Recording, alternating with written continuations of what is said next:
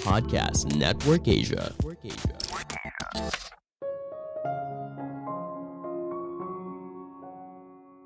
Menyesal adalah sebuah tindakan yang manusiawi dan bermanfaat untuk membuat keputusan yang lebih baik di masa depan. Halo semuanya, nama saya Michael. Selamat datang di podcast saya, Sikutu Buku. Kali ini saya akan bahas buku The Power of Regret karya Daniel H. Pink.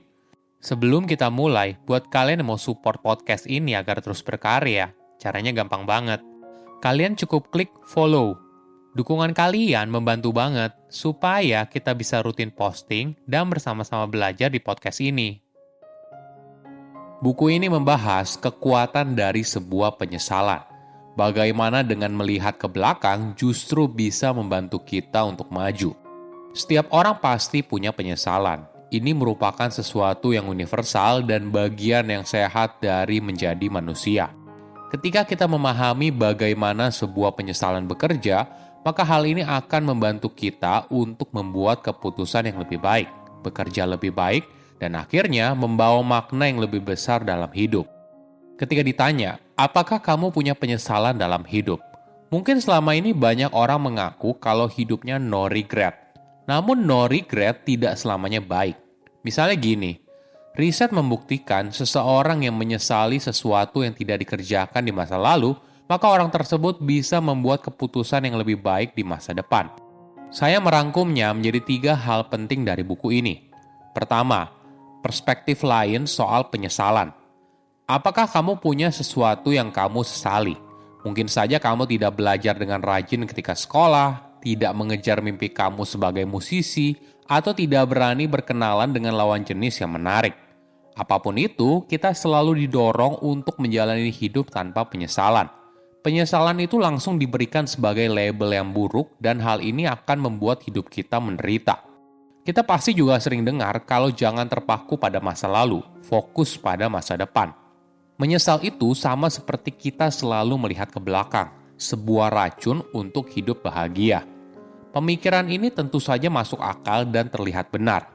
Penyesalan adalah sebuah perasaan di mana masa kini lebih baik dan masa depan terlihat lebih cemerlang jika saja kamu tidak membuat keputusan yang buruk atau melakukan sebuah aksi bodoh di masa lalu.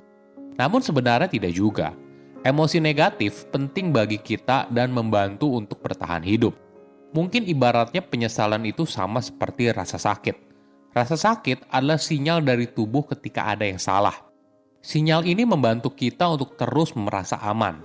Misalnya gini, ketakutan mendorong kita untuk keluar dari gedung yang terbakar dan membuat kita melangkah dengan hati-hati untuk menghindari hewan buas. Rasa jijik melindungi kita dari racun dan membuat kita mundur dari perilaku buruk.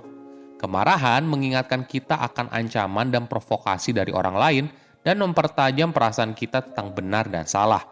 Terlalu banyak emosi negatif tentu saja melemahkan, tapi terlalu sedikit juga merusak. Pandangan inilah yang seharusnya kita miliki.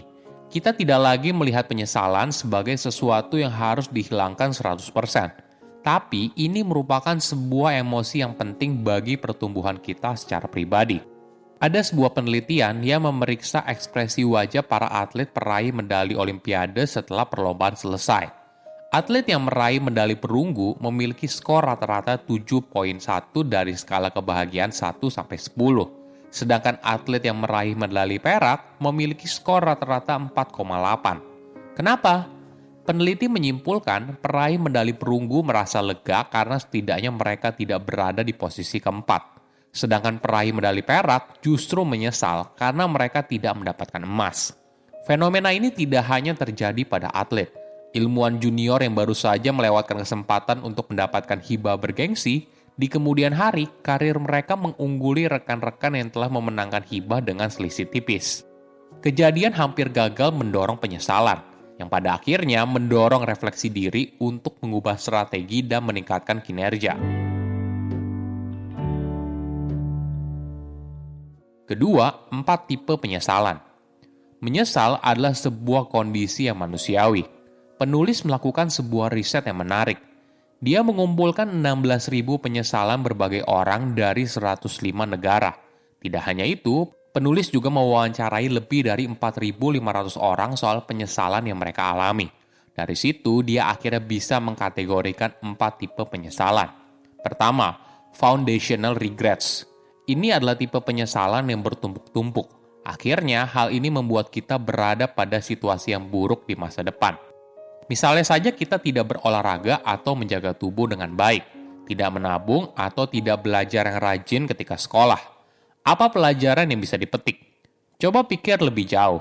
Mulailah bekerja dan lakukan sekarang. Kedua, boldness regrets. Ini adalah tipe penyesalan yang muncul saat kamu dihadapkan pada dua pilihan. Pilihan yang terlihat aman dan pilihan yang terlihat beresiko.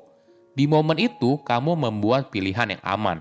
Misalnya, saat kamu tidak berani mengajak kencan lawan jenis yang kamu taksir, atau kamu tidak berani pindah ke tempat kerja baru dan sebagainya. Penulis berargumen kebanyakan orang menyesal ketika selalu bermain aman. Bahkan ketika akhirnya mereka mengambil kesempatan dan hasilnya tidak baik. Apa pelajaran yang bisa dipetik? Jangan takut membuat pilihan yang beresiko. Ajak kencan lawan jenis yang kamu taksir. Coba lamar pekerjaan baru, dan sebagainya. Ketiga, moral regrets. Penyesalan ini muncul ketika kamu berada pada sebuah dilema dan membuat pilihan yang salah secara moral. Misalnya saja saat kamu membuli orang lain atau ketika kamu menyaksikan seseorang dibuli tapi kamu tidak berani untuk menghentikannya. Apa pelajaran yang bisa dipetik? Ketika bimbang, ikuti kata hatimu. Keempat, connection regrets.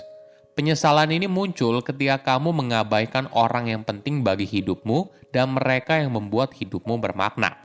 Banyak responden paling banyak mengalami penyesalan tipe ini. Maklum saja, hubungan sosial merupakan sesuatu yang sulit dipisahkan dalam hidup manusia.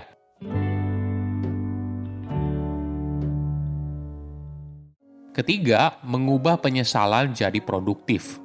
Menurut penelitian penulis, 22% orang Amerika mengalami penyesalan terkait keluarga. Pendidikan, karir, dan keuangan merupakan area penyesalan yang paling umum.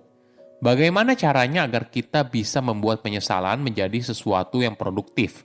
Pertama, perbaiki. Jika sesuatu yang membuat kamu menyesal, maka bisa diperbaiki, maka perbaikilah. Misalnya soal keuangan. Kamu menyesal tidak menabung sedari muda. Kamu masih bisa kok memulainya dari sekarang. Kedua, gunakan kata setidaknya. Coba pikir kembali sesuatu yang membuat kamu menyesal. Lalu, coba bayangkan hal tersebut berakhir menjadi lebih buruk. Nah, latihan ini akan membuat kita menghargai, setidaknya hal itu tidak kejadian. Ketiga, berlatih self-disclosure. Ini merupakan latihan untuk mengungkapkan apa yang kamu rasakan. Kamu bisa melakukannya dengan menulis atau berbicara soal penyesalan yang kamu alami. Latihan ini akan membuat kamu akhirnya bisa menganalisa apa yang kamu rasakan. Penelitian menunjukkan hanya dengan menulis sebuah penyesalan, emosi yang awalnya merupakan sesuatu yang abstrak bisa mulai berbentuk dan pada akhirnya meringankan beban tersebut. Keempat, tunjukkan belas kasih kepada diri sendiri. Kamu mungkin perlu memperlakukan diri kamu dengan lebih baik. Latihan ini akan mendorong kamu untuk mengambil jalan tengah dalam menghadapi emosi negatif. Tidak berusaha menekan dan menganggapnya tidak ada. Tapi juga tidak berusaha melebih-lebihkan emosi tersebut. Perlakukan diri kamu dengan baik seperti halnya kamu memperlakukan seseorang yang datang kepada kamu dengan sebuah penyesalan. Kelima, self-distance.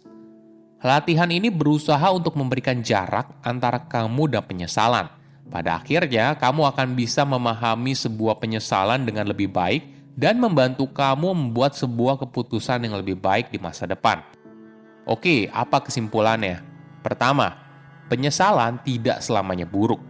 Emosi negatif penting bagi kita dan membantu untuk bertahan hidup. Mungkin ibaratnya penyesalan itu sama seperti rasa sakit. Rasa sakit adalah sinyal dari tubuh ketika ada yang salah. Sinyal ini membantu kita untuk terus merasa aman. Kedua, menyesal karena tidak menjalin silaturahmi. Penyesalan ini muncul ketika kamu mengabaikan orang yang penting bagi hidupmu dan mereka yang membuat hidupmu bermakna. Banyak orang mengalami penyesalan tipe ini. Maklum saja, hubungan sosial merupakan sesuatu yang sulit dipisahkan dalam hidup manusia. Ketiga, ubah perspektif soal penyesalan. Ada latihan yang menarik. Gunakan kata setidaknya. Coba pikir kembali sesuatu yang membuat kamu menyesal. Lalu bayangkan hal tersebut berakhir menjadi lebih buruk. Nah, latihan ini akan membuat kita menghargai setidaknya hal itu tidak kejadian. Saya undur diri, jangan lupa follow podcast Sikutu Buku. Bye-bye. Pandangan dan opini yang disampaikan oleh kreator podcast, host, dan tamu tidak mencerminkan kebijakan resmi dan bagian dari Podcast Network Asia. Setiap konten yang disampaikan mereka di dalam podcast adalah opini mereka sendiri dan tidak bermaksud untuk merugikan agama, grup etnik, perkumpulan, organisasi, perusahaan, perorangan, atau siapapun dan apapun.